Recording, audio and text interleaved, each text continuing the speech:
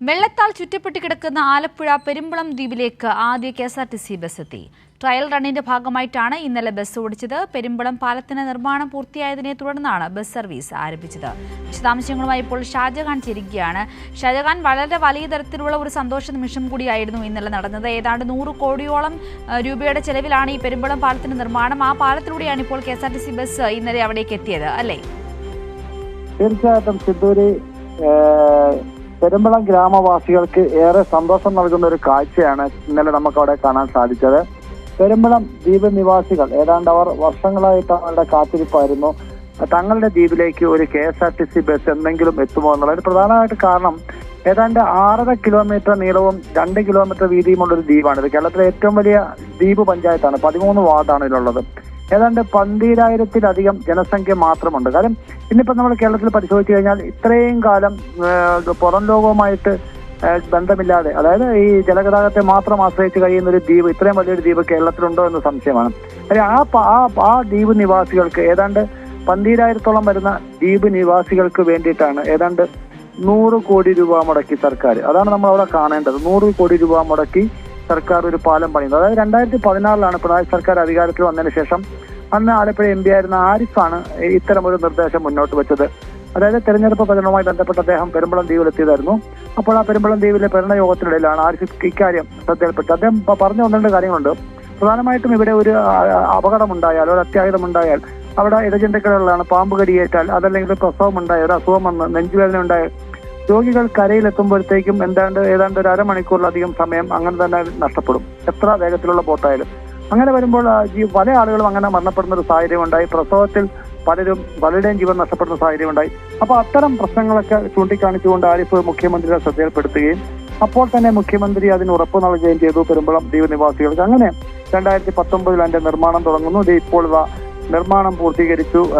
ഈ 7-ാം തീയതി മുഖ്യമന്ത്രി തന്നെ വന്ന് അതിന്റെ ഉദ്ഘാടനം നിർവഹിക്കാൻ പോകുന്നു. കഴിഞ്ഞ ദിവസം MLA ആയിട്ടുള്ള അരൂർ MLA ആയിട്ടുള്ള ദലീമയാണ് ഇവിടെ. കാര്യം അതിന്റെ ആരിഫിന് ശേഷം അവിടെ ദലീമയാണ് അതിന്റെ ബാക്കി നിർമ്മാണ പ്രവർത്തനങ്ങളും കാര്യങ്ങളൊക്കെ ആയിട്ട് മുന്നോട്ട് പോയത്.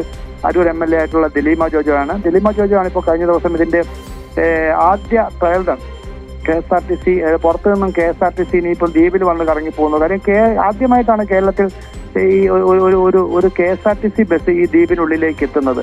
അത് കഴിഞ്ഞ ദിവസം ദലീമ ജോജോയുടെ നേതൃത്വത്തിൽ ജനപ്രതിനിധികളൊക്കെ ചേർന്ന്, അവിടുത്തെ പഞ്ചായത്ത് പ്രതിനിധികളൊക്കെ ചേർന്നുകൊണ്ടാണ് ഇങ്ങനെ ഒരു ട്രയൽ റൺ നടന്നത്.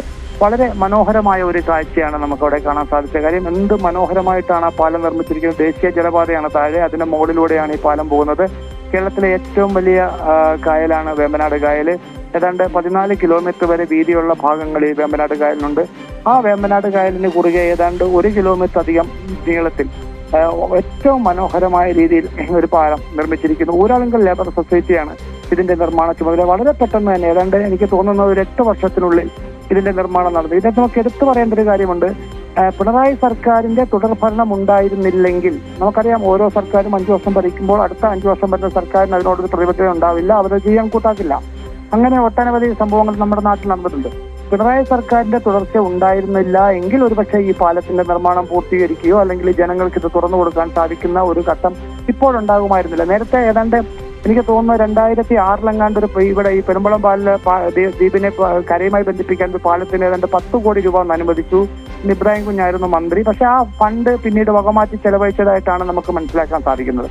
അങ്ങനെ വരുമ്പോൾ നമുക്കിതിനകത്ത് എടുത്തു പറയേണ്ട ഒരു കാര്യം ഇത് തന്നെയാണ്. ഈ തുടർ ഭരണത്തിന്റെ ഏറ്റവും വലിയ ഉദാഹരണമാണ് ഈ പെരുമ്പളം പാലം. അതും കിഫ്ബിയിൽ നിന്നും ഏതാണ്ട് 100 കോടി രൂപ മുടക്കി പെരുമ്പളം ദ്വീപ് നിവാസികൾക്ക് വേണ്ടിയിട്ടാണ് ഈ പാലം പണിതിരിക്കുന്നത്. അത് ഏതാണ്ട് 7-ാം തീയതി അതിന്റെ ഉദ്ഘാടനമാണ് മുഖ്യമന്ത്രി ചെയ്യുന്നത്. ഏതാണ്ട് 1-ാം തീയതി തൊട്ട് 7-ാം തീയതി വരെ ഈ ദ്വീപിൽ കക്ഷി രാഷ്ട്രീയത്തിന് അതീതമായിട്ട് അവിടെ വളരെ വലിയൊരു ഉത്സവം നടക്കുകയാണ്. കാര്യം ഈ റോഡ് അല്ലെങ്കിൽ ഈ ഒരു പാലം വന്നതിന്റെ വലിയൊരു ഉത്സവമാണ്. 7 ദിവസവും വ്യത്യസ്തമായിട്ടുള്ള രീതിയിൽ കലാകാരന്മാരുടെ പരിപാടികൾ വരെ സംഘടിപ്പിച്ചുകൊണ്ടാണ് ഒരു ഉത്സവത്തിന് ഈ ഗ്രാമം ഒന്നാകെ ഇറങ്ങിയിരിക്കുന്നത്. ശരി ഷാജഹാൻ പറഞ്ഞതുപോലെ തന്നെ ആ ഒരു ജനതയുടെ ഏറ്റവും വലിയ ആഗ്രഹമാണ് ഇപ്പോൾ ഈ തുടർ ഭരണത്തിലുള്ള സാധ്യമായിരിക്കുന്നത്. വെള്ളത്താൽ ചുറ്റപ്പെട്ട് കിടക്കുന്ന പെരുമ്പളം ദ്വീപിലേക്കാണ് ആദ്യ KSRTC ബസ് എത്തിയത്. ഇപ്പോൾ 7-ാം തീയതി ഉദ്ഘാടനത്തിന് ശേഷം ഇതൊരു തുടർക്കാഴ്ചയാകുമെന്ന കാര്യത്തിൽ സംശയമില്ല. ആ ഒരു നേട്ടത്തെ വളരെ വലിയ തരത്തിലുള്ള ആഘോഷമാക്കി മാറ്റുകയാണ് പെരുമ്പളം നിവാസികൾ.